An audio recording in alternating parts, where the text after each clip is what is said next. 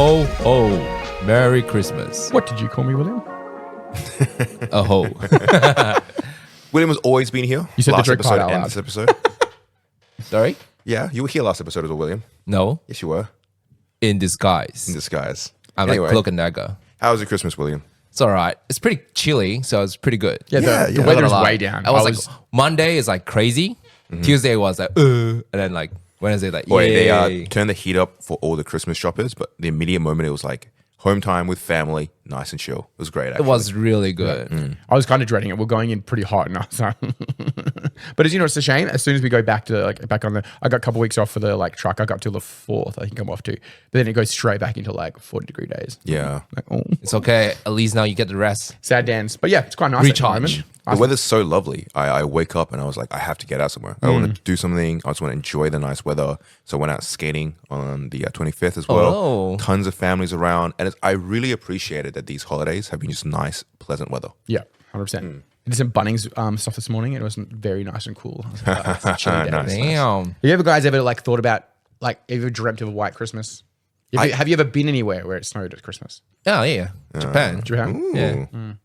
Japan, it's like snowing. I have pictures of me as a child in the snow, but I have no recollection of snow. I do feel nostalgic for that. I do kind of want to experience Christmas in the snow. I feel like that'd be fun. What I've heard from like people that live in like snowy places like England and America and stuff where it snows, it's like it seems like a dream, but actually it's a nightmare. So It's good for a holiday, but not good for like if you're Yeah, but permanently if they staying want there, to, right? grass is green on the other side, right? Because maybe they want to, on a want nice a sunny sunny day. I think they also in yeah, Australia, we're yeah. sweating our balls off, I want to like cooling down. fans on, You aircon get on. plenty of like British expats that will travel here for our summer and then home for their summer, and then it's like they just only ever have summer. So I get it.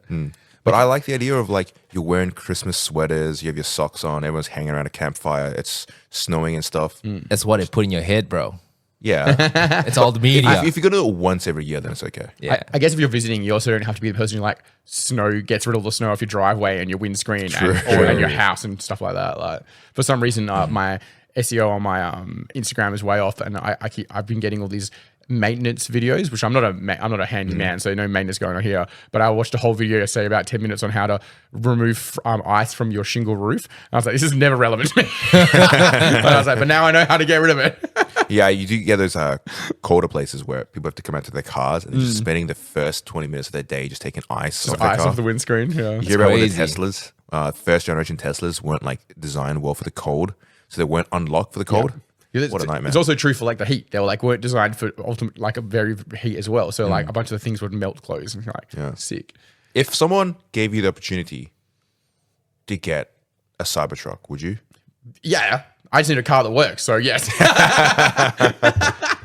What do you recommend the design? Because I actually don't mind it. it's fine. It's controversial, but I think that's I the don't point. like EVs. No EVs for you yet? You're a diesel man. No. You're gonna burn I'm that a fuel? hybrid man.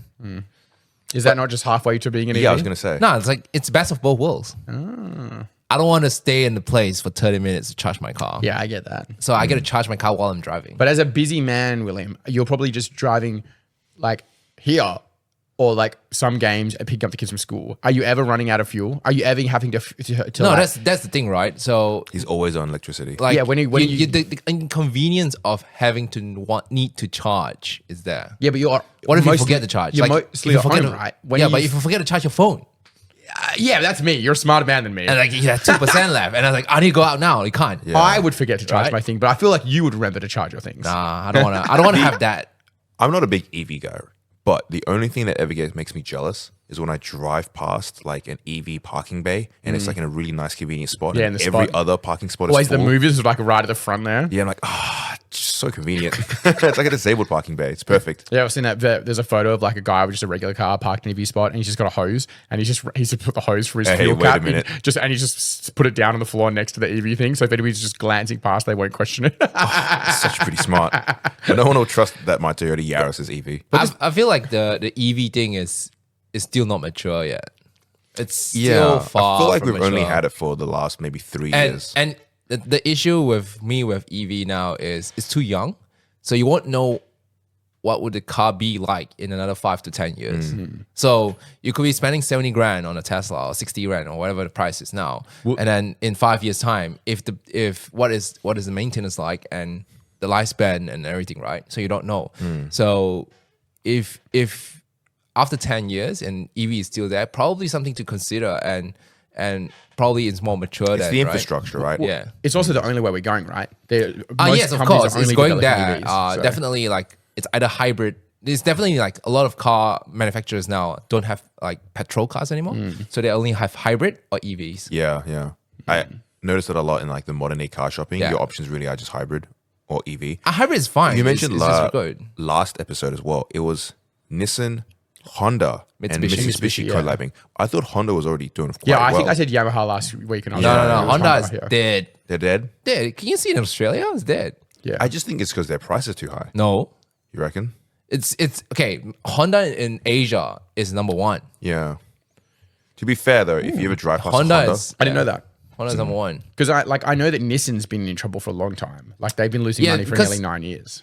Nissan was already bankrupt before. They got bought up Makes by Renault. I didn't know that. I know that. That's why they have the GTR 35 was because of Renault and Nissan collab.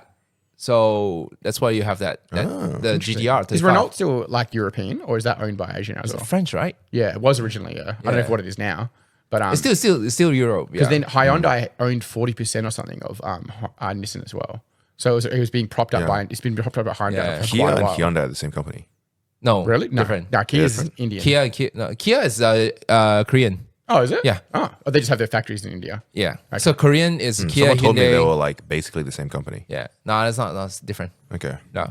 Could it be because one of those things where So they're of course all owned by now the same company? the big players now is like the Chinese EVs, which is the BYD, Zeekr. Yeah, that BYD is massive, and I feel Yeah. like that came out of nowhere, right? Like, No, 2013. oh really? Yeah, an but emerging they market. just went ham recently. Yeah, Yeah. they're winning the race. I saw. They're going ham with competitive prices. It's not they winning the race. They're just throwing price. Yeah. Oh, Hyundai also owns Kia. Yeah. They bought it. Oh, really? Yeah, 1998 they bought it. So they've had Oh, it for there a you while. go. Oh, see? nice. Yeah. Yeah. Because Korean, It's right? the same thing with like what's that Indian company who owns the Jaguar or something, right? Mahindra or something, whatever. Not a clue. I know that they all bought the rights for most of the British companies in the southern hemisphere. So they like Kia had like Land Rover and stuff like that. Right. In the southern hemisphere. That Kia rebrand was what's going on? Because It's gonna be more modern. their Stinger and stuff like that looks and sounds The amazing. Kia Stinger. Yeah. They don't make it's the still- Kia Stinger anymore though. Really? No, Oh. no, It was I like think they made it for like 4 years and stopped. It looked cool. It wasn't I get selling it. well. It wasn't selling well. The Wasn't problem is selling well. you've got like what is effectively a top end sports car, but made with the Kia brand. Yeah. And you don't like. Was if you it top end though? 'Cause Well, it was It still was it's still- like a 4.2, I think. Yeah, but it was entry level. Yeah, but 4.2 Maybe- now is not. It's like entry level. No, it's like a performance car. Yeah, I think it was maybe it doesn't look like it for everybody, but it definitely was a performance car. It Right. can move, and the engine options in it were like you can get pretty specced out. There's stuff. a thing that I'm noticing where because there's not a lot of decent entry level like young sporty performance cars. It's not. Sporty cars are never entry level. Yeah, but I'm talking about like the stuff that like a 23-year-old would buy, right? That's why on the streets now. You shouldn't be buying a sporty car if you're 23. What you should do and what they market us to want to do is two Yeah. different things. Yeah. There's so you see like the Toyota 86s everywhere. You see the You can buy a used 86 for cheap. yeah. There's a lot Yeah. of them cheap, and there's like the Z's, Nissan Z70s, whatever it is. Oh, that is the fair lady. No. I can't think of the name right now. Anyway, but it's like you get those like entry level sporty cars which start at like 40 grand now. No, there's no 40 grand now. All cars have went out in price. Again, Yeah, it's very expensive now. If you buy new cars now, like if you want to buy like a Camry or whatever, it's like 40 plus. is it? It used to Wow. be 30. Yeah. It used to be. Like when I moved here, Camry brand new was like 33. Toyota's still crushing the market. Absolutely crushing it. Yeah, number one. All right, Christmas. Dear Santa, Why? I would like a car. You want a car? Just in that sack of his, shoving it down my non-existent chimney. You get much presents for your family then, Will? My kids do. What'd you get them? I got myself a barbecue. That's nice, dude. Yeah, You I will wanted sell it a in barbecue for a long Australian time summer? because my original barbecue was like deteriorating, right? Wait, So at rusty. a barbecue, what are you grabbing first? What are you going for first at a barbecue? I think it's very different, right? I want a barbecue. You have a full spread. You got all the usual- Broccolinis. You got roasted broccoli. I love me some like to broccolinis. barbecue. I like sweet corn. broccolinis like anyone else, but what the fuck? Roasted broccolinis first? Come Sweet on, corn. man. My favorite is sweet corn. Yeah. So I wrap the sweet corn in aluminium foil, Yeah. and then I put like butter and like salt in it. All right. I'm a hardcore sausage guy. Grab me a sausage, put in a bun. How some much of a sauces. hardcore sausage guy? Do you like pushing sausages in your mouth, gang? Yeah. Big on the sausage. You bet. It's a shame that you're the one who edits this. Otherwise, that'd be a perfect clip to take out and use against you over and over again. You know when we do the wheel game at the end of the night where you spin the wheel? I just want that to be like just say this is sausages. Kang likes putting sausages in his mouth. So yeah, you mentioned a barbecue, right? When we invited to the party. Barbecue? Yeah. I don't do much barbecue. You said you got a just barbecue for I know, Christmas.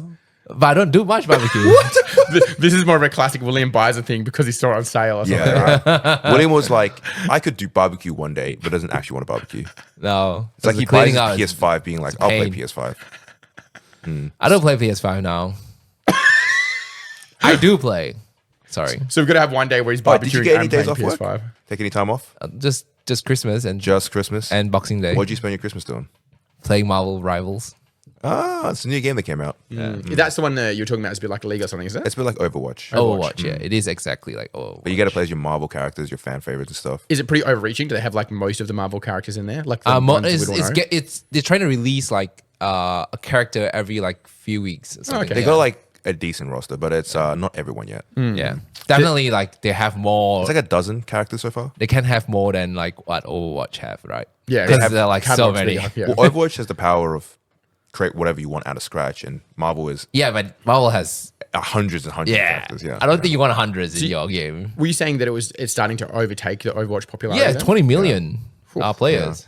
Because Overwatch was had on a the good run, right? correct. Overwatch was like billions and billions of dollars for Blizzard, but it's on the downswing now. People didn't really like Overwatch 2, so now Space was made in the market, and then Marvel Rivals came out and kind of grabbed that market share. Yeah, I assume for like video games, they've really got to like hold on to their players like for dear life because if they why give Call- up for just a second, they're done, right? Exactly. It's why Call of Duty makes a game every year, so no one can come in and just steal that market space. Yeah, that's true. Yeah, I do like that. Yeah, like if people say it's like it's all the same, but like Call of Duty and things like FIFA and stuff like that, where it's every year, it's perennial, it just happens. It's like, Call of Duty is like getting out of hand, right? So like they go at 1, 2, 3, 4, 5, and then like restart, and then 1, 2, 3, 4, Yeah. 5, and then Black Ops 1, 2, 3, 4, 5, 6. I assume it's because like the Call of Duty players can't count past the amount of fingers on their hand, so they just got to restart. Yeah, there's a thing where I think it's a business thing where you don't want the numbers to go too high. Yeah. because people lose track now. Can you imagine like Call of Duty 10? Well, that's I think there's a big part of like when you get into double digits of numbers,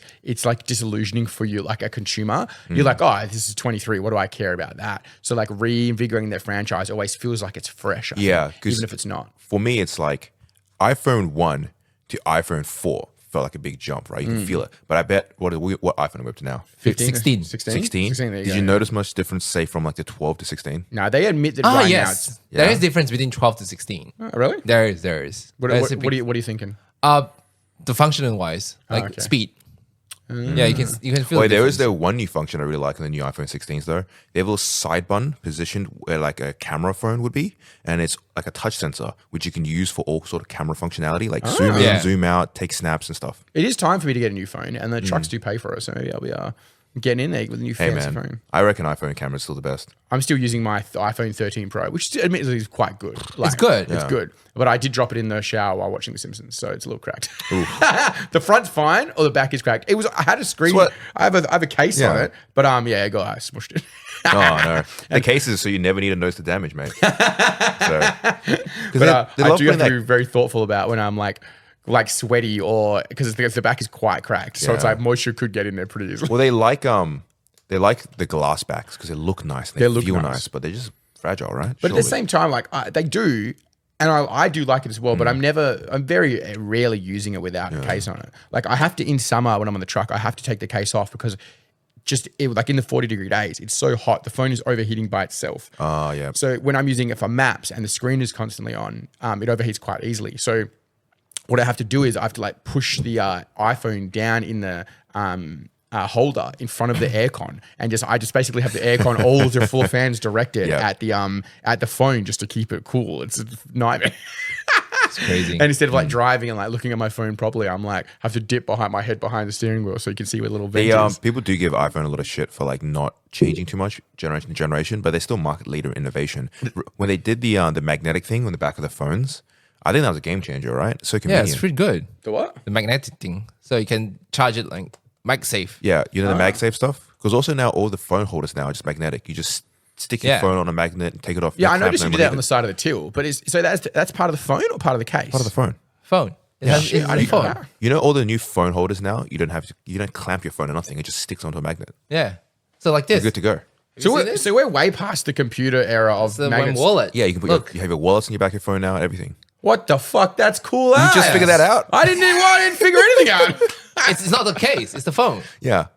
Your That's crazy. Charging, Yeah. accessories. And then this is an Apple wallet, right? Yeah. So if I leave these at home, it tells me I left my wallet at home.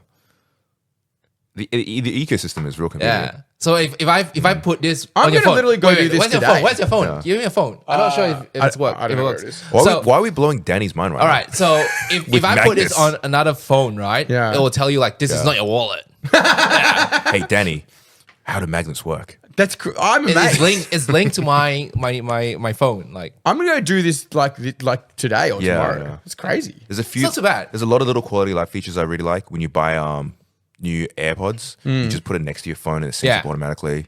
it's pretty cool. Once you little open it, convenient like stuff. AirPods detected. You want to sync? Sync. What happens if but what if someone steals your bloody AirPods? Then they just gank your shit, right? No, because once it's linked to yours, it's yours. Yeah. So it's locked. Damn, that's cool ass. Yeah. I use this every day. I don't even know. It's like what's it called? Like, it's your own Pokemon. The Apple's ecosystem tends to be fairly like secure as well. Can we just accept it like Samsung's are just trash then? Not really. They have They good serve features. a specific market. You guys got Yeah. magnets that I wasn't aware of? Nah, I got a Google phone, but Samsung's whole market is it's like for the average Joe who doesn't need the quality of life features. They just need a phone. I feel 'Cause like the what iPhone is the average Joe thing. Nah, because the user AI iPhones is start way at easier. $2,000. iPhones are like $2,000. Well, like you're talking about a Do wide people spectrum buy of phones though? Surely you just get them on a plan. Yeah, But plan you still Absolutely. you spend more. Yeah. my parents are spending money. You're just after paying it.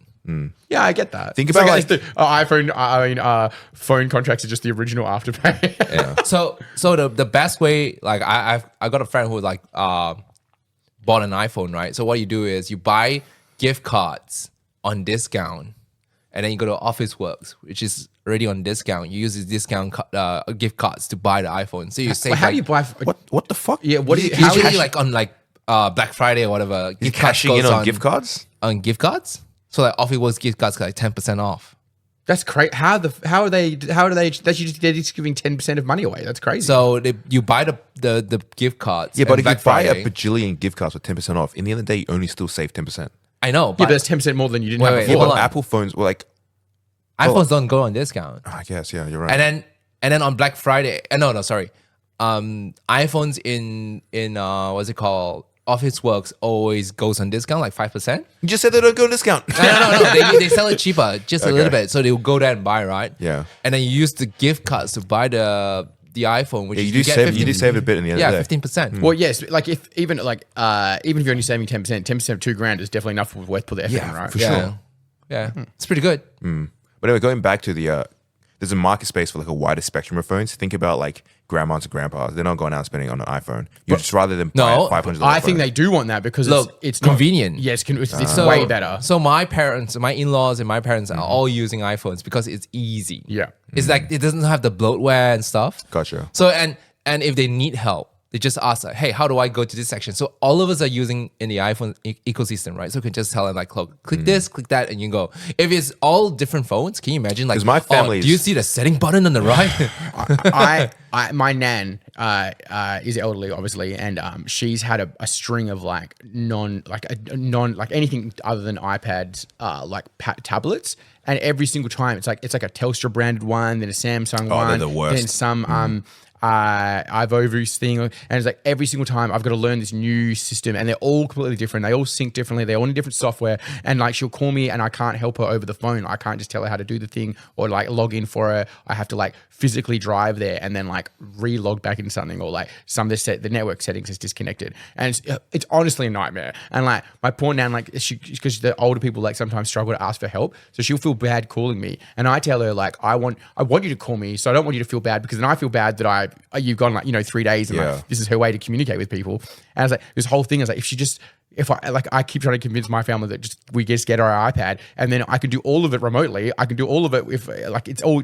She's not even going to get confused. Like, how often does your iPhone just randomly disconnect from Wi-Fi? Not very often, and usually it's the Wi-Fi's problem. I won't have to go around there because this Samsung tablet's done an update in the background and now it's disconnected from all of the internet just for no reason. You're like, why? Why would I want that? I can understand if someone doesn't want to spend the extra money on a phone, but for tablet space, just buy an iPad because the pricing is close enough. And also, the tablets end up being cheaper than a phone. I bought an iPad 14-inch, the new generation one, for like $1,000, and it's like fantastic. It's like an iPad Pro, does everything. I guess it maybe like a lot of people don't have $1,000, and that's to be fair. It's like they don't have $1,000 just to blow out. But also, you're comparing like so. I bought the 14-inch. That's like I think the budget. I think Samsung just gave up on the tablet market. Yeah, they realized they couldn't. Yeah, compete. they gave They up. realized they couldn't compete. So your iPad now I think starts at $700, and the next closest like budget ranges are like 500, 600. So at that point there, just buy an iPad. Yeah. It's like there's no point. Like you used to Samsung used to compete, right? They have like I have the pen and stuff. Nowadays, there's no marketing on it. Yeah, zero marketing. Well, that's on like on a tablet. One of them was market. literally had Telstra. It was a Telstra branded tablet, and it was the most A nightmare. It was honestly a nightmare. Yeah, you'd like how like you'd flick out. Like when you flick out of an app, it goes back to your home screen. It would like freeze halfway through the movement of the apps, like merging back into the home screen, and it would freeze there for a bit and I would have to think about what it's doing, and like sometimes that app would just disappear forever. So I'd have to go around there and like re-download the Hotmail app like multiple times over the course of a couple of years. I was like, this is the insane. worst. I like the idea of like, if we're talking about like this tablet's a person, it's like halfway through a process and like you're talking to your mate, like I'm talking to William, we're standing in the car park and I'm like talking to him and all of a sudden he just turns around and just walks away and I just never see him ever again. It's the Harold Holt. It's the iPad trying to stop you from using itself. It wants to go die. He's just like, leave me alone, man. It's crazy. You get anything for your family, Danny? Anything nice for yourself? As well? I think Danny got his kid the camping, right? Oh yeah. The camping actually wasn't too bad in the end. All right. The kids were. So for context, for listeners who are just tuning in as well, you went on a camping journey with a dozen lads. Yeah, so I took 9. It ended up being it fluctuated a bit. We went from 10 to 12 to 8 and then back to 9 in the end. So we took 9 13-year-old children, plus there was 2 additional older kids who were like 15 and a couple of younger kids. Yeah. So it was quite a big spectrum of kids Against in the end. your will. Against my decision-making choices anyway. So I know I would say will. Like I'm always willing to do pretty much anything. But do I know that I'm doing it up until the minute that we're doing it? Probably not. So in the end, the kids didn't light anything on fire. We got a few warnings from the campgrounds for being loud. But to be fair, they had this weird like, at 10 o'clock, everybody has to be perfectly silent. And really? Yeah, and I don't know if I can be perfectly silent at 10 o'clock. So what I did was I just made the kids go outside of the campgrounds at the beach and I hope they don't drown, but they could be as loud as they want out there. And it was because it's like out in the it's only more river, so it's not too far away, but there's not a lot of like infrastructure around there. So it's very dead quiet. So even though they were outside the campgrounds, it was just as loud as if they were standing next to us. But it was like it was fine. I think that campground was much more for like older people and maybe young families who are getting up really early in the morning and going places. So maybe not the best for a bunch of 13-year-olds because I feel like that's the camaraderie of like, I don't know if you guys have done a big camping thing, but putting a bonfire on, sitting around with like marshmallows and having a chat. Can you put fire on? I thought No, you were fine. we couldn't. But I was like, that's what the thought of it is, right?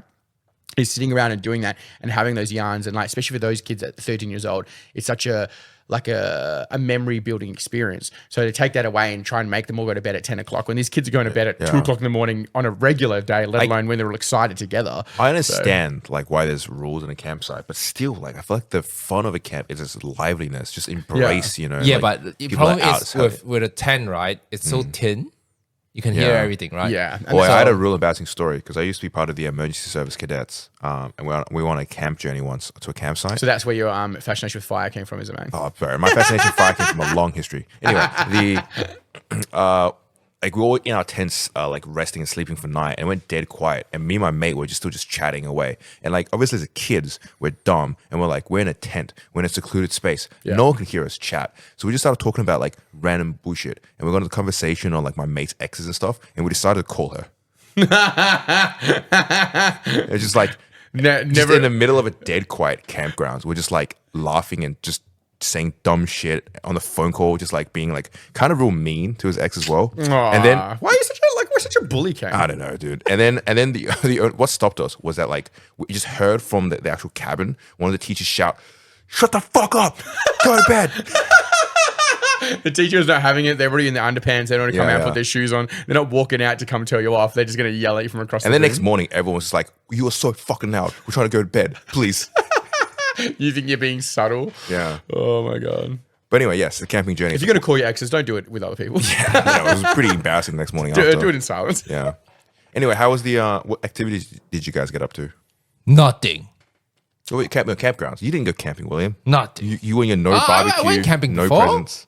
So the boys pretty much just spend most of the time fishing and stuff like that. So Oh, they're, nice. they're actually pretty good. Like they're for like very what I would call like train ratty kids. They were all fairly well behaved. What do they catch? Nothing too crazy. Nothing too crazy. It was mostly smaller fish they had to throw back. Still a bit for of the fun, most right? part. Yeah, for them it's more that the time activity, like real huckleberry fin shit. Like Nice. they're just out there together, learning how to tie knots, and like it was actually fairly wholesome in the end. I was genuinely pretty worried going in, but at the end of it, How old are they? With 13? Yeah, they're all 13, 14. Even like the train ready 13-year-old kids, I feel like in the right environment, they still line up in line. I think together, and they don't have what I would call an opposition, children to like do like Yeah. to like have like a stir problem with. things up. Yeah, they're all pretty well behaved. There was on the last day.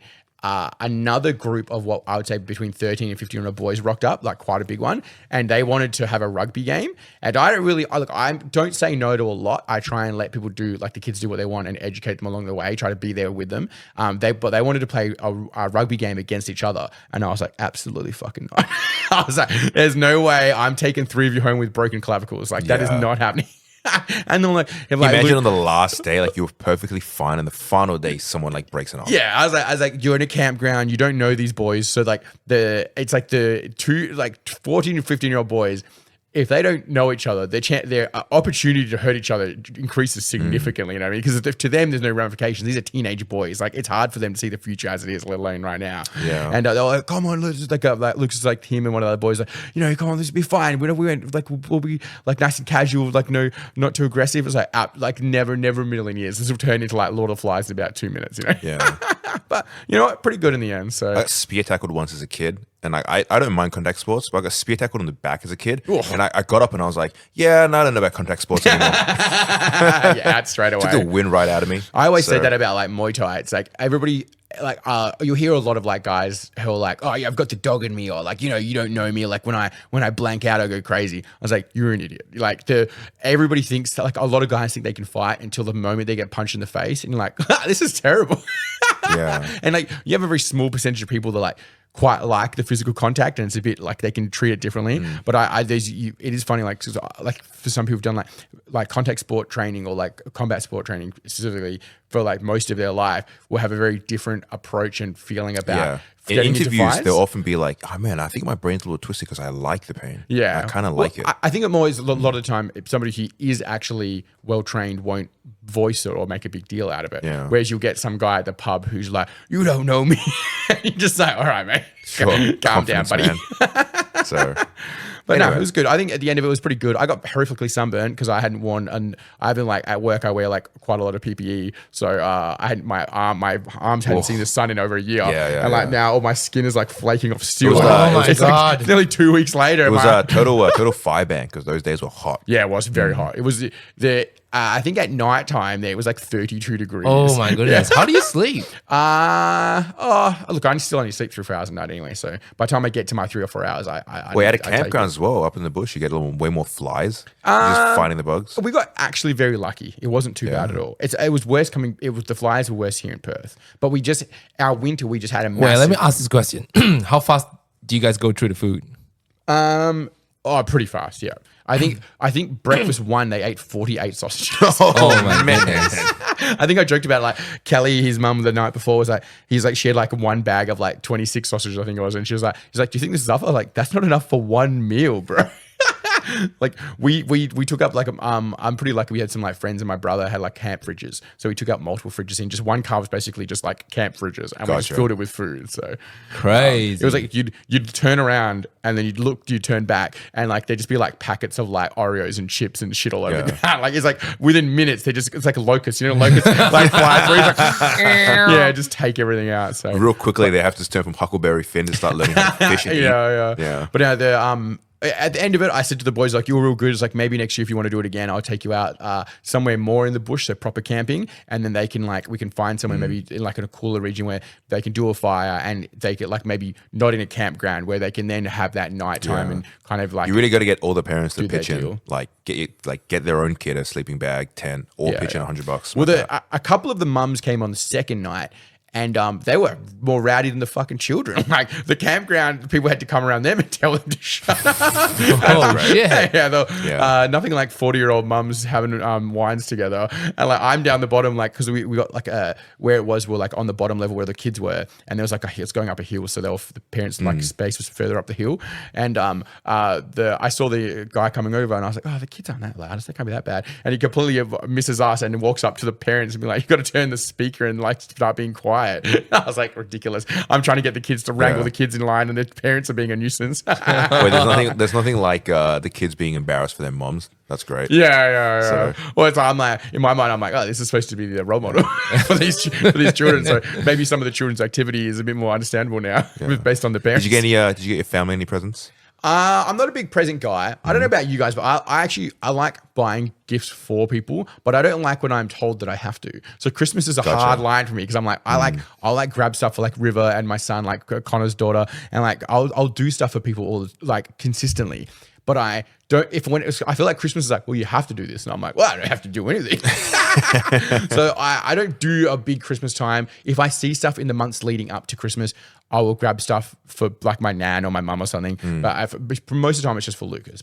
So this year, I got my sister. She's really into like a Lego. You know those Lego flower bouquets? Oh yeah. She really likes those. She's not like a hobby person at all, but she just really likes those. Like I think she sits down, puts them together. So I bought her that, and then I got Lucas some pants, and he wanted his earrings done, so he's got both sides of his ears done now as well. I don't know if you noticed, but I've got 4 more earrings on this ear. Yeah. I noticed the studs to keep the holes going. We were driving. We had after lunch. I'll be honest. I forgot what ear your rings go into. You're just on either side, just trying to work out which one's which. Do you always have this?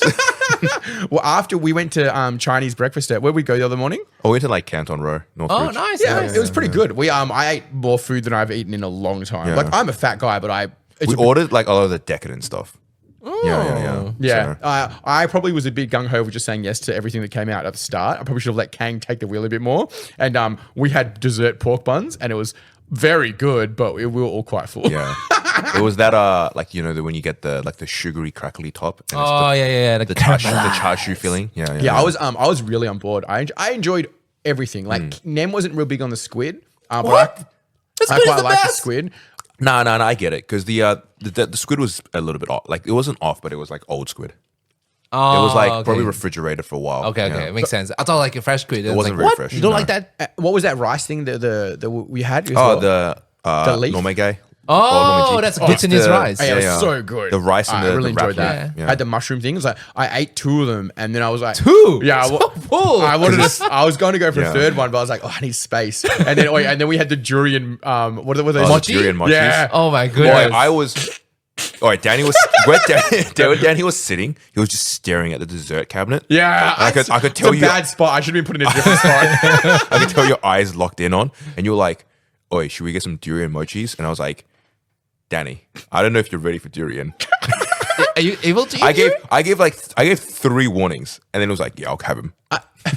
How was it for you? It wasn't great. I'm gonna be honest with you. I ate most of mine. It was quite big. It was a big a fist size lump.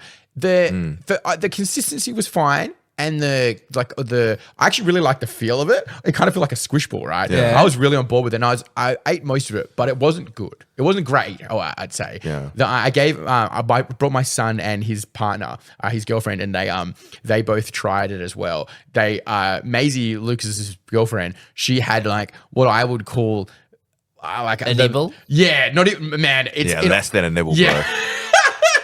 If My we're- daughter loves it. If we're talking percentages, we're talking less than 0.5% of that Okay, thing was yeah. gone. Is it because of smell? Lucas? Nah, you don't get much of the smell. Yeah. Yeah, it didn't smell at all. But the taste was just not what I. It's going to be a very foreign like taste and texture combo. Do Yeah. you like durian, William? I can eat. I- I won't crave, but I can eat. I've had durian several times, and every time I'm not crazy fan. I'm just like, it's always been like meh to like not keen. yeah. Because you haven't had the good ones.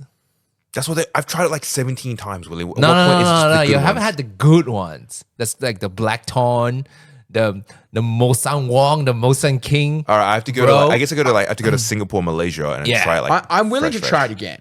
Like if you have those, Yeah. because Wait, you know what? like have you had the salted egg chips? The ones that Kai brought back. Yeah. Yes. Yeah. Yeah. They were fucking. yeah, they were real good. They were good. But you've turned egg into a chip and then covered in salt. It's gonna be pretty good. so different durian like species, right? Yeah. Like different tastes. Oh wow. Yeah. Okay. So you're like, there's a bitter one, there's Yeah. a sweeter one, there's like the custard one. So like different texture I as think well. this would have been the custard kind of one. No, because this is like they use like cheap durian to make the whole filling, right? Yeah. Because durian itself is a custardy, Yeah, but slightest sweet. different. There's different like grades. So like of course, the pricing is different as well. Yeah. Again, I didn't mind it. I think like the other alternative was mango, but they'd already sold those out. Yeah, So I was makes like, sense. I think a mango one would have been tits. To be honest with you. Durian yeah, one's good. Like durian mochi is like their top seller. Yeah. But speaking about presents in the season given as well, we actually have quite a pleasant surprise. One of our Oh. regular listeners, Zephyr, Yeah. dropped us off some presents. We all Yeah. joined the Pickle Club, which I'm pretty on board So with. we got, for one, we got hats, which say Pickle Club, which is really nice. Thank you. These are like corduroy green hats. I actually was quite keen because it matches I just want to the green for say my the pants. amount of thought go into these presents are pretty awesome. Yeah. Yeah. William doesn't read much books. So So I got a book, but no words. Yeah, a picture book. Hey, I think let's go. I actually think that's amazing. Like Zeph did really well. Like he got Kang the Batman one. I've got this awesome World of Warcraft law book that I've never seen before. And like Graham was here, another Patreon, and he was having a look at it, and he went over to Zeph after and was like, "Hey, where did you get this book? Like, I want to go get one." Nice. And It's then like, like, not telling you. and the fact that William's got a picture book so he doesn't have to read it is amazing. Yeah. This is all pictures. I was like, oh, I was gonna read a little bit, and then I looked through like, hey, where are the words? Like, there's no words. And he It's was just like, pictures. I like my drink, so he got me like an ice mold that was the Death Ooh. Star. Oh, That was that's really as well. cool. I didn't know that. Yeah. I thought about this after. So I really like the idea of William sitting down with his children that he loves so much and like reading their bedtime stories, but they're all just picture books and he has to make it up as he goes along. Not even just look at the pictures. Just look at the pictures. The daughters get all cozy up in bed, waiting for like William, their father, to read them the bedtime story. William opens up the book and just flips the pages a few times, puts it back down.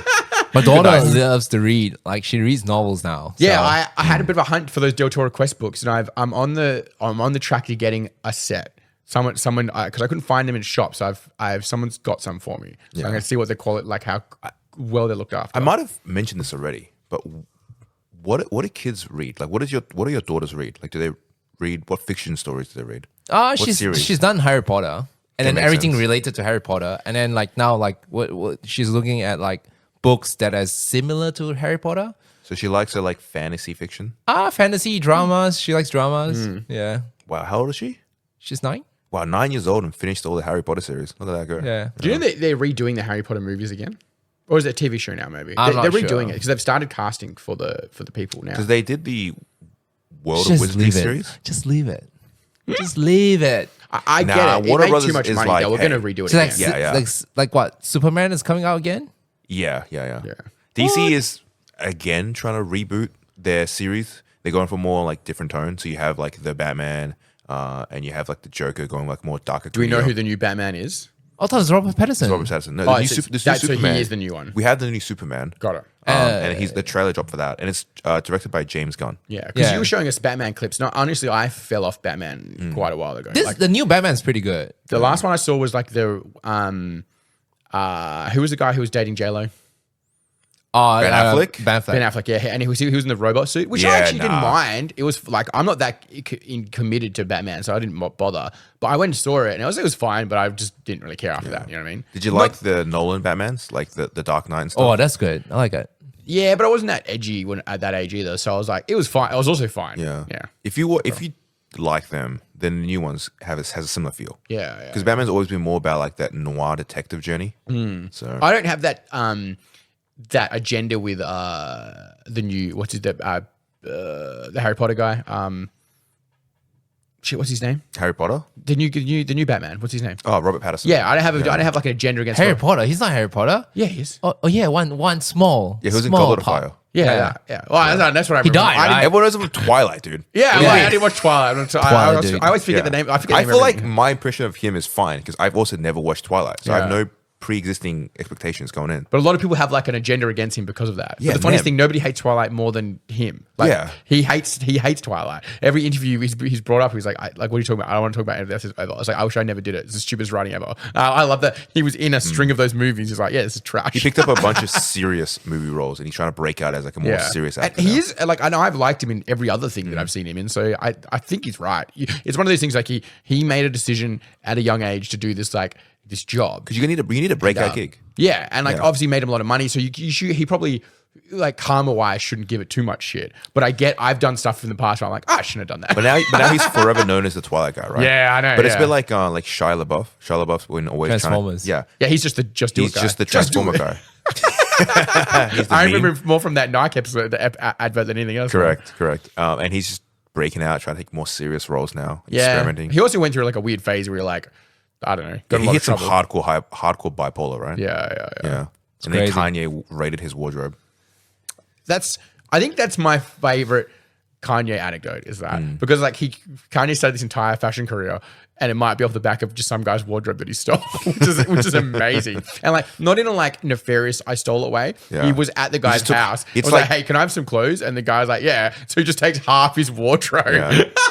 Hardcore influence, right? Yeah, So I think there's a really good one.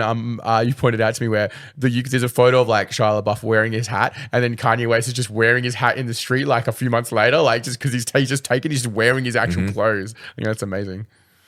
Crazy. yes. But anyway, thank you very much, Zephyr, for the presents. Yeah. Appreciate it. Our really soundtrack is so. But yeah, anyway, and we're always open for fan mail now. You know what? Well, it's funny because Zeph has joined in the tradition now of. Wait. How many people are on our subscription now? I think we're like 17. Oh, jeez, Yeah. we've increased. Yeah. It's the same. CJ was the last one to join in. So whatever the life from there was. Road to 20. Yeah, we're on the way. But we're having this awesome tradition starting of Patreon members and like podcast listeners coming, joining us playing Commander. So like Greg and Matt and Zeph, we've played a few games with Zeph yesterday. He's starting to build a new command deck. Zeph's jumped in really hardcore by getting the most complicated Doctor Who Commander deck. Just to begin with, he's a big fan of Doctor Who, so he's bought the Grixis one that has all the upkeep triggers, and I'm trying to teach the guy how to play, and we're running through it. Even I'm like, this is like, there's like 9 upkeep triggers doing completely different things. I'm like, this is a lot. So he's really thrown himself in the deep end, but he is a one-piece player, so I think with a bit of time, he'll be able to figure his way through it. But Oh my god. triggers. Wait, there's a lot of new Commander players that start with Universe Beyond decks. I think Wizards needs to start calming down with the Universe Beyond decks and maybe like tone the difficulty level down a touch. I thought this, because just before I go past, like CJ and he's also started playing Command as well. I want to make sure we hit Because everybody he off picked the up the Patreon. Mothman pre-con. Yeah, he found he it did. too complicated And it's as the well. same thing. Yeah, the same problem. I reckon with those of Universe Beyond, because they're releasing 4 Commander decks, they should have one that's highlighted as a beginner and 3 that are like on brand. Because people are getting into the hobby because they want like the Doctor Who or the Fallout stuff. They're getting in because of that. So you can't hamstring those, but you should have one that's identified as like a complexity level. Yeah. And you know how they're bringing out that new like Maybe they should on every Commander pre-con now list like a 1 to 5 complexity level. well, you know how they're doing that new like what I don't know how to say it, like salt rating, like where they're doing the difficulty level. Yeah. Maybe they should do maybe they should have like a 1, 2, 3, 4 out of the because that's how they're gonna I think that's how they're gonna rate them. It's like in strength essentially. Maybe they should do that with the Commander ones. I'd really like to see that because there But are then no one wants to buy a Strength 1 pre-con. no people do. I think that's perfect for like Not Zephyr. strength 1. You just call it complex 1. Complexity. Yeah, like someone like CJ or things like I love Fallout, but I also don't I want to like like the complexity side a lot. No, I like think- rating I it by think complexity scale. You shouldn't rate things by how powerful it is, but just how complex Correct, it is. It yeah. could be very complex, but it's not strong. I'm not too sure about labeling 1 as beginner friendly because we've seen the nature of Commander decks and precons. The popular ones sell out, and you're left with the hard ones to sell. And then tons and tons of fresh players come and looking for like the precon that everyone recommended, and you just can't find it. What I found hard with like that one specifically was there was a bunch of cards that have keywords but with no description what the keyword does. Yep. So then it requires knowledge, and some of the keywords are new keywords, and they're on some of the cards but not others. So there was one there where it's like, I don't even know what this is. I've done this for 20 years and I don't know what this one is. So I had to quickly run through the rest of the deck. Yeah. Horsemanship. It was like brand new keywords just for that set. It's like, how do you explain to a new person what Myriad does? Yeah. They'll read it and be like, I kind of get what this Myriad does. was literally one of them, and it didn't have a reminder text on there. But there was a new one, I can't remember, it was like something about like Fatal Decision or something. And I was like, I've never fucking heard of this. So I had to like quickly Google it for them. As you don't want a player who's keen to really play and just getting started, have to Googling to figure out what rules are. You want reminder text. Everything is a kicker cost. Yeah. I mean, the standard Commander Precon is really like a 6 out of 10 complexity scale, like a 5 to 6 out of 10 complexity scale. And the Universe Beyond decks tend to be more like a 7.5 complexity scale. And that little jump really changes it for a new player. Like every extra thing they have to learn is so much more.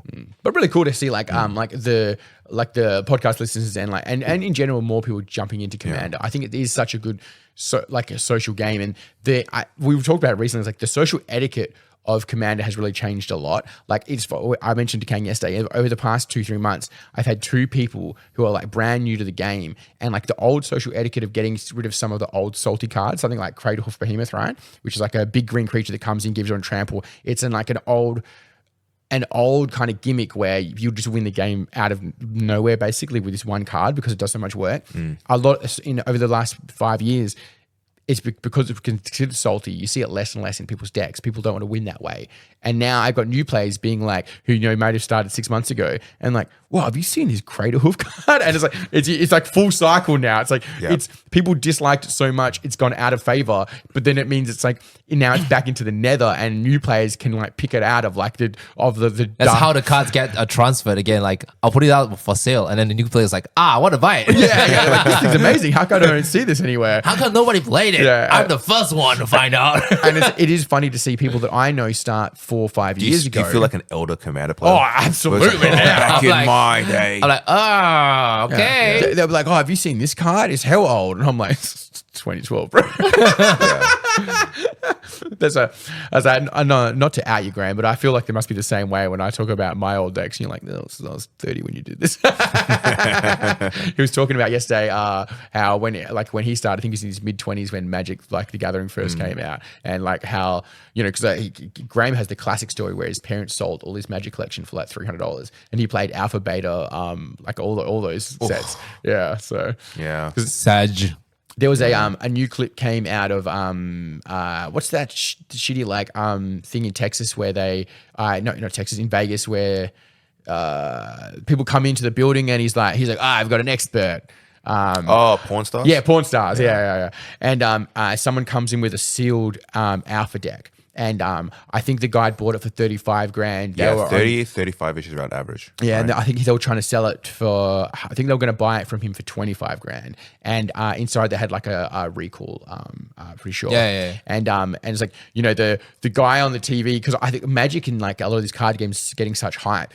The guy on the TV was being like, oh, this is, because they were going to, he paid the guy for the deck $25,000, and then they were going to open the deck right in front of them, see what was in there, because you can get a Lotus out of that, so it's like can be quite big. Yeah, but you're tanking the value of the sealed product. Yeah, effectively, right? But the expert on there was like, when they open up, there's like a recall and a few other things, and they were like, oh, this is $150,000 worth of cards. It's like, it wasn't $150,000 cards. So I look it up, but they make it all seem like really big and open, like it's $150,000, right? And then the guy who originally sold the deck was still there, and he's like, oh, it hurts a bit, but at least I didn't have to take the risk, and like that makes it like he looks like he's had a bad run. But then I look it up after, there was a whole lot of cards sold for $35,000. So there's a lot of value there. That's $35,000 is a lot of money, right? There's a lot of money there, but the fact that they're like, it's like so fake, like they're telling people it's $150,000 worth of product. You gotta hype it out, bro. I have a a bunch of that stuff on the show was just like show writers bringing people in that had antiques, pretending to sell it. A lot of it's crazy how Hollywood, much right? of those So- 90s TV shows, because the internet wasn't good, you could get away with a lot more. Yeah, Chris Angel Mind Freak. Yeah, that too, 100%. Yeah. Have you ever what's the exhibit one, Pimp My Ride? You ever did you watch Pimp My Ride when you were Yeah. younger? So there's so many interviews now that come out of people that had their car done by Pimp My Ride, and the minute the show's finished, right, they went and stripped all the stuff back out of the car and then gave them back like a car that doesn't work. So Really? yeah. So when you put like a TV or something in the car, part of the contract was they get to keep the car body and some alterations, but not all, which means that when they would hand the car back, they would strip out most of the technology stuff and then reuse it for the next show. And apparently Exhibit, by the end of the season 2, because I think it's only 2 or 3 seasons, he was only on set for like an hour per thing. He just comes into this bit, and there's hot clips where they were put together, and you can see Exhibit laughing in the background at how stupid some of the cars are. Like there's this one where a lady's a nurse, and she gets they put an MRI scanner in the back of her wagon. Dude. And it's like you can see Exhibit in the background being like his like facial expressions like really incredulous, like what the fuck. I think the show started with season 1 with like pretty ridiculous cars, but like you can kind of get it. And then as the show went on, it just went hardcore novelty. And because hardcore novelty. there's no internet, there's no way for people to know. It's some random guy in Midwest America. No one's gonna know. But he had they give him back his car, and it's got like basically a steering wheel and 4 tires, and that's it. There's everything else has been stripped out But of it's it. entertainment, and I'm still keen to watch it. Almost none of them could be driven out of the showroom that they were given to. So there's so much like that. Oh, did you see the recent one with the kid at basketball? What? There was a Christmas a game a couple of days before Christmas. It was the Hornets, I think it was. I don't want to out any basketball. Is it a PlayStation one? The PlayStation 1. Oh. So they give the kid a PlayStation on the field, like on the court, as he's like as a gift, like he's won this prize. Anyway, like that segment ends and the game continues. In the back room, they take the PlayStation off the kid. He doesn't get to keep the PlayStation. They give him a jersey instead. What the fuck? And the dad was like on the news, and he's like because they contacted him to like thing. He's like, look, man, if they just given my kid a jersey on the court, he would have been happy. He wouldn't have things. But it's the fact that you gave him PlayStation and then told him he can't keep it. It's like, why did you do that? Yeah. I think Now they have the to give internet it. has Yeah, of rallied course they against have them to. Now, not even worse. They have to give a PlayStation plus a lot of other things. Yeah, but to fix the image, right? Like because and the team did like the team. It's only like what, a few $100, right? Yeah, it's nothing ridiculous, that right? Like a big team like that's going to be making millions, if not billions, of dollars. Yeah. Like, what are they? What are they Crazy. doing? But can you imagine like a 19-year-old kid, like 9 or 10-year-old kid, and you give them a gift, like, and then you're like, you're going to give that back, like. Kid's like, what the fuck, man? Yeah, that was rough. crazy. Oh, it's pretty rough, but yeah. Like I said, the PR is so bad. Like I always think about like a PlayStation's worth what $800? In US, it's like maybe what, $500. Yeah, I think for it's that. like That's 500, right. yeah. If you could pay $500 for really good PR, that you would. $500 Yeah, is it's cheap. as a massive company, you'd pay It's $500 the cheapest. It's for the great. cheapest marketing you can get. But they've chosen to save $500 to give themselves the worst PR possible. You know what I mean? Like And now it reverse costs them maybe like 10 grand because he has to give the kid like free Disneyland trip. And like I think the social media team came out and they're like apologizing, like, oh, it was a miscommunication. But like, what miscommunication could that possibly be? You know what I mean? Like, who along the line made that decision? Like, Nah. crazy. Nah. There's no coming back from that. Yeah, there's no. You man, now you're the Grinch team every year for the next 20 years. The fact right? that we're talking about it here, yeah. It's gone. other side of the world. Oh, So- gross. It's coming up on the algorithm. Hey, Danny, you were talking about 7 Point Highlander before we started the I'm glad podcast. you circled back around to this. So I've been playing quite a lot more, and I'm really into it right now. It's really good. We picked up like quite a few new players at the club. People talking about it, and it's good to see guys who are transitioning from Commander and some of the other games into Highlander, which I really like. I've been playing like a janky deck that used to be my tiny leader deck, and I've slowly converted into Highlander. And Kanga, like about a month ago, was like through conversations, had convinced me. I was like, I could make it good if I just like put a bit of practice in, get my reps in, and like maybe change out just some of the niche cards that I like, a lot of cool like pet cards that I like, cards I like to play but maybe aren't as competitive out. So I went away and I started watching some videos on the 7 Point Highlander website and some YouTube videos and some of the people playing better decks. And I found a guy, unfortunately, in that process who won a Highlander event in Queensland, or Sydney it was maybe. with like a Niv Mizzet dragon deck and all these big creatures. So I've turned my very fast like low range spell slinger deck into like a mid range like big creature like flying thing, and I'm actually really enjoying it. I'm quite sold on Niv Mizzet in your deck though. Yeah, especially come up against like things like with your artifacts, we've got bigger creatures, and a lot like Jun's really strong at the moment. Like there's a lot of like more creature based things going on. You're in a format where you have to expect a lot of removal. You have to expect responses. What I found, I was like a Swift Spear or like some of the smaller creatures just weren't cutting anymore. My 1/2 with prowess just wasn't doing the work that it used to do. Like when you've got a 5/5 indestructible, it's like what's the point, right? So at least I've got a 6/6 or a 7/7 that's flying. We can at least bounce with each other, and I'm not losing tempo. Anyway, I've gone through and I'm actually really happy with where it's sitting, but I've been like trying to think of new ways to to give myself a little bit of an edge. And I don't know if this is like, I think I've just had an idea, but I've probably stolen it from somewhere else. But I've been, you're in the best part right now, which is you're starting to get more reps in. You're starting to find your stride. You're winning a lot more games now. You're getting that deck brewing, like creativity kicking in, and we just want to find cards, experiment with cards. It's the best time. Because one of our regulars as well, John picked up Highlander and picked it up fast and hard, right? He was like sold on the idea, built a couple decks, loves it now. And he's the same thing, finds new cards, tries it, plays with it, getting games in. And John went from like not winning a lot of games now to getting plenty of wins under his belt. It's good to see. And I do like as well, like almost every day of the week at the club at the moment is 2 or 3 people playing Highlander, just practicing like for the weekend or whatever. Anyway, so we're talking about ways to like to build out the sideboard, with the sideboard being very prevalent. And I was looking at ways to maybe remove some of the threats once after I've missed the counterspell window. You know what I mean? And like I was looking at because in red it's outside of bolting it, like burning it. Things like lightning bolt are always great, right? But I'm starting to feel, because the creature's starting to increase in size, the bolts and stuff like that is starting to get pushed out just a little bit. So I was looking at cool ways to remove them from the field just to get the win in, and more of a situation now. So I want to see what your opinion on some of these cards are. So like in the old days when you were still running like a prowess red blue low to the ground deck, the classic piece of Guess Me Out of the Way was like a Vapor Snag. Yes. It was just like 1 mana, bounce creature back to your opponent's hand, they lose a life. So I'm looking at very similar ways to do this now. And I've found this card like called Absorb Identity. It's just an uncommon, and it's just return target creature with its owner's hand. You may have the shapeshifters you control become copies of that creature. I know the shapeshifter thing is not super relevant, but it absolutely can be relevant, like in certain situations. And something like this is a newer card as well, this Fading Hope. I do like that it's got a scry option on there. Yeah. When I think the next turn is very, very integral. Having that just additional scry. I think that's why, what are the lands called now that come in that have to use Surveil? Surveil lands. Yeah, like makes sense.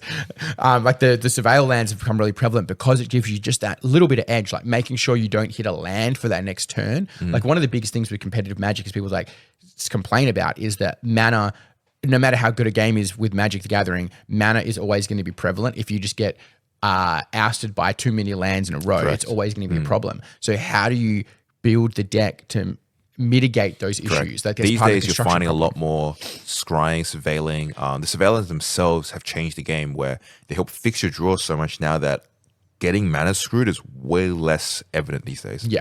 So yeah. So I was thinking what your opinion is. Do you think moving away from something like a bolt into something like this is a better idea, or is it? I'll still keep the bolts, but I'll definitely start. I think where you are in your deck right now, you still have a little bit of holdovers from like cards that just don't quite fit the new theme now. Yeah. Because you're running cards like Infuriate. Yes. Dreadhorde Arcanist. And Dreadhorde Arcanist is also a point. You can start clearing that way for like new experimental pieces. Just really dig in on mid-range. From there, you can start thinking of, hey, do you want to take it on the big creature side of things? Or do you want to go more on the counter spell control side of things and stuff? Now you get that flexibility, which is really strong. Is that a NEM? Have we got a NEM? Yes, it's Neb. That's okay. I didn't warn him that we were recording this morning, so that's fine. With the door just open and we had our resident chef walk in. So. Oh, with a big trolley as well, making all the noises. Dong, dong, dong, dong. Come say hello. Come quick. Come say hello, Neb. Look at the pickles. Ounce of pickles. My favorite thing in the world. Just come sit on Kang's lap and you can say hello to the podcast. What time are you opening? I said I like sausages, but not that time. 8 minutes, team. 8 minutes. All right. It's going to be lovely. It's going to be so good. How are you doing today, Nem? Absolutely fantastic. Have we recovered from our Christmas shenanigans? I like the new hairstyles. Like, You have to lean in a little bit closer to Kang. Oh my god, that was way too much. Oh, yeah, I could hear it in my ears. luckily for me, I'm on the other side of the table, so you can't get anywhere near me. I'm like, it is. Or Shantae. No, it's going there. It's going there. Nem was so adamant not to be on the podcast, but now he's on here anyway. That's just his way of saying he really wants to be on it, and he's trying to deflect. Yeah. It's for his honor, like it's for like his pride. He's like, I don't want to be on the podcast. I don't have to be. Don't worry about So it. many things I'd like to say, but PC is not my strong suit. So I'm gonna evacuate before I do something that we all regret. See you later for Love Child, my Every boy. subscriber. All right, team. Charles enjoy. meows. See you later. Sorry. But yeah, like I really, I've been really keen. I'm looking at ways that I can just add a little bit of my own touch back into it, but not remove it. Like I said, the infuriates and the whatever the battle one is, where it gives like, it's just like a 1-cost instant that gives like 3/3 to the creature. Yeah. It's a really fun like little trap that people can fall into. But I think I have to admit that it's not.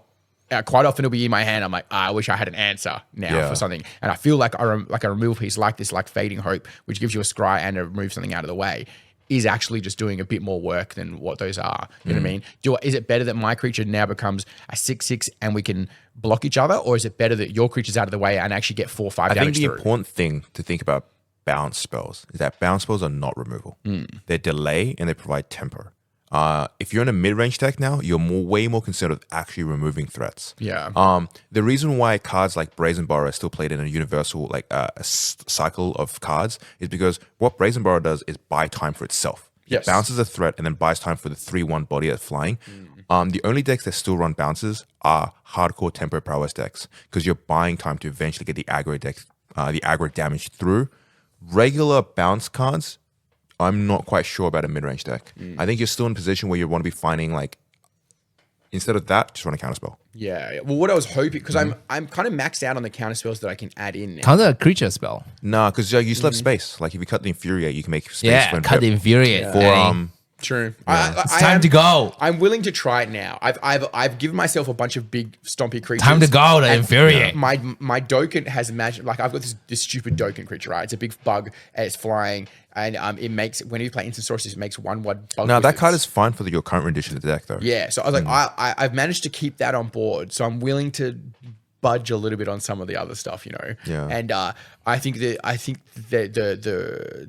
battle rush kind of cards are the ones that are going to make the cut. I do like the idea of like for 1 mana sending the creature back, and if I've got cards in hand, hopefully you'll think that I've got a counter spell. You know what I mean? Like I don't. Then you're playing for a 2-for-1, which is not fantastic either. Yeah, you're not wrong. Yeah, you're not wrong.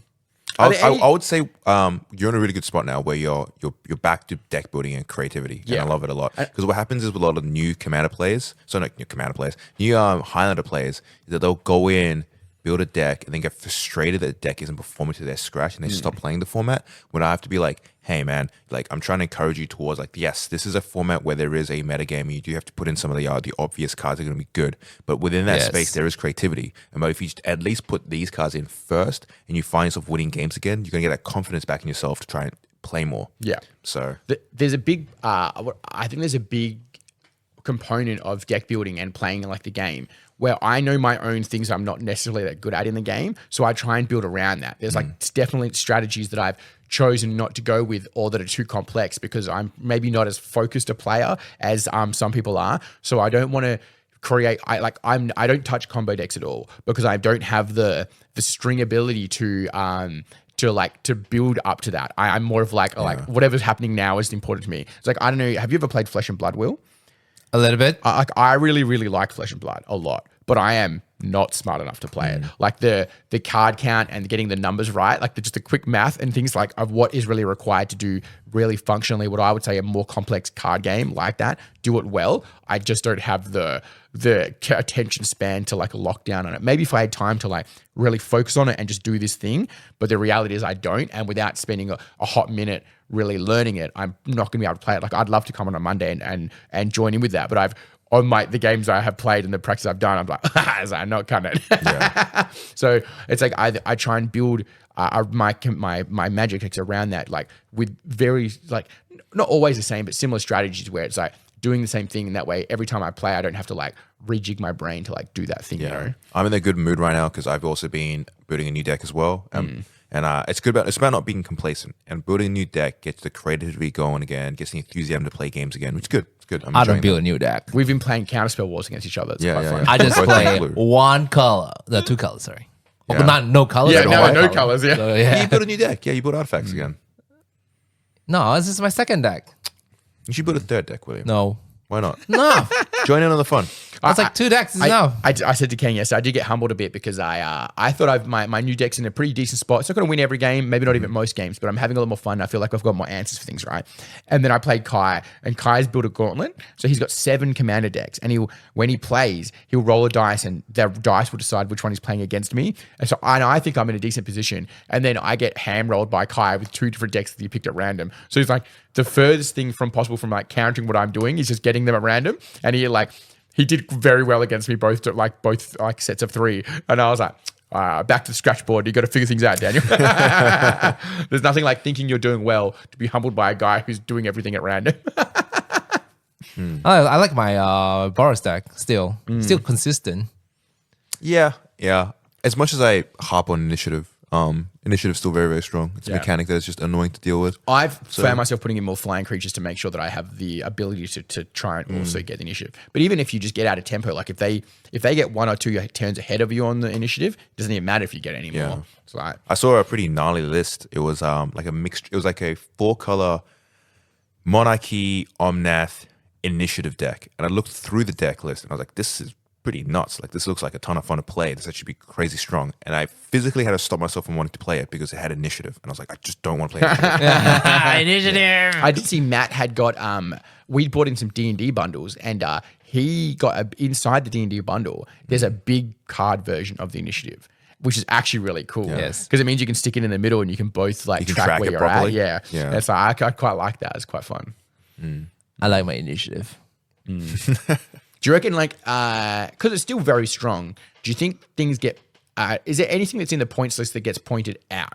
They do, but I feel like they need to unpoint more. Is because there's no ban. So is just giving something 4 points, is that a ban? Is that effectively pretty the same much. thing? Nah, we thought that, but then like 4-point cards and 5-point cards still played. Yeah, but you lose. You know what? You, You know gotta what? see it though. You know Like if what's, you don't see it, like it's just Yeah, you're I see not what playing. No, it. but you know what? One of the top 3, one of the consistently top 3 performing decks right now is Nadu Time Walk, and Time Walk is a 5-point card and it's being played. Yeah. Oh, yeah. I guess it's, Because once you can, they have cards to fetch it out. yes, I was going to say, are points you is looking for that time effectively- walk every game? 5 points is effectively a soft ban, but don't count it out. What does time walk do? You take an Take extra a turn turn. for 2 mana. 2 mana. So what they do is they just keep you search it out, and then they just keep recurring Yeah. it. Oh, so you And just the avenue of continually the deck play is it? very strong because the blue, green, white has a lot of really strong cards that aren't pointed. And then you get to run the Nadu win condition as well as a recurring time walk win condition. Yeah. So you play a strong like control package, recursion package, good to go. Yeah, I've noticed like with playing against some of the white decks, there's obviously you've got your classic removals like Path to Exile and Source of Plowshares, but I feel like there's just so much more now. Like I played it, I don't know if it was yourself or Kaya who was playing the other day. Every turn, it was just a new piece of white removal, like fairly decent, and it was like I could play a creature or 2 every turn, and it didn't matter. Like it was going, and I had to like really sit back and think like, well, I've got to try and make sure I've got the mana to counter and play. Otherwise, what am I doing? And I play a creature, they play removal, I counter it, they play a second removal. I was like, fuck. That's why you need to play graveyard removal as well. A lot of people don't do that. Like especially in combo decks, they need to have that graveyard removal as well. Yeah, I find it Kai did the thing with the bloody hearse, hearsed me. unlicensed heads. Yeah, I was great like, card. I got defeated by a car. Great. The Hers or Fairy Macabre, you can't count them Fairy Macabre. Yeah. Oh yeah. The I'm really enjoying the aspect of 7-point where you get to play with old, really OP cards. Like I get it why people want to play in like the Time Walk decks. Where else are you going to play Time Walk and just do a bunch of extra turns? Yeah, sounds that like is fun true. still, right? Yeah. And then we've all picked up like proxy Black Lotuses and like Black Lotus in a deck, dude. you know- Let's go. Because I used to play Duel Masters when I was a kid, right? And this is where these proxy Duel Lotuses come from. I tried to play. I had a bit of nostalgia. I was like, I wanted to look for some Duel Masters cards and like maybe some starter decks and play here. You can't get them here in Australia. Like, I really? might be able to eBay some, but I can't. There's no distributor for Duel Masters here in the country. Oh. And like, as a shop, theoretically, I should have access to like A wider range distributor, of options. Yeah. like what we can put it, but yeah, I couldn't find anything. No one's gonna buy it too. So Yeah, I no assume one's that's distributing the it. case. Yeah, but Kang mentioned that like most of it's just only printed in Japanese now as well. Yeah, So pretty much. bit of shame, but they said as part of the Hasbro Christmas gifts, they sent through. We're past 11 o'clock now, so technically the shop is open. We haven't heard any knocks on the door yet, other than the Burger Boy. So Yeah, for context, this is a morning episode. We're doing it on one of our extended hours on the holiday season. So yeah, I guess we should wrap it up. No one's then. rushing in first thing this morning, so that's okay. I most of the mornings when I come in, I can account for the first half an hour at least. All right. Well, before we end it, on a scale of 1 to 10, how was your Christmas, William? It's good. It was 8 8? because of the weather. Danny? I had a 10. I saw my family, I saw my friends, and we did something here at the board. So I'm a solid 10 for this year. Nice. This was a 9 out of 10 as well. I had Nice. activities this Christmas. Activities. Oh, he got skating. No, I actually did stuff on Christmas. I was hanging out at home. We did whiskey and cigars here at the Oh, club. like a sir. Everyone was invited. It was open invites across the social media. Nice. So. And we can save that story for next episode.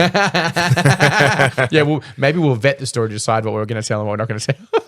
Perfect stuff. All right. Thank you very much for listening. appreciate Hope it, you guys. guys all Thank had a you. Merry Christmas as well. Hope you guys had a Happy great time. New Year. Oh, And yeah. the next Happy New Year's, episode will be the everybody, New yeah. Year's. Yeah, have a great New Year's as well. Yeah. So take care, everyone. Stay safe. Should Enjoy we do your like times. a Chinese New Year special? Maybe. We should, right? You know what it is? It will be an That's what anniversary. you It will guys be celebrate close to an that more than anniversary. anything else, Because episode 1 was William coming back Yeah. from Chinese Oh, New should we? Year's. Can we? We should figure it out. See if we can plan it to be on the same, not like on the No, day. you can't- obviously, you can't do but it on the Not day. on the same day, but like for that week. Or We whatever. loop it back around. Yeah. I'm down. I'm Yeah, keen. that's good. All right. Maybe we can pre-record one and do a special Chinese New Year thing for the podcast. Oh yeah. What do you do? What's the? Is there like a food thing that specifically, or like a certain thing you do? Yeah, tons of food. Yeah, tons of food. We can eat on the podcast. Just Wait, we've got. we do a mukbang. We get a camera out. We've Oh, got. we get a little spread and we do a video episode. Bun chai, What? bun chai, the Avalon and stuff. That's Oh cheap yes, cover. yes, but yes. expensive It's a lot of as. like affluent food. So like they would like to bring out like 200, the 300 bucks. seafood, the abalone, the lobster. If you want to, maybe what are those things that people do? Whether they get crowdfund, we're going to crowdfund whatever that word is that you said for $300. right. We'll mail you out anything that's left after. What is the smell, bro? Thank you very much for tuning in as well. Have a great time. See you guys. Ciao, Take care. girls.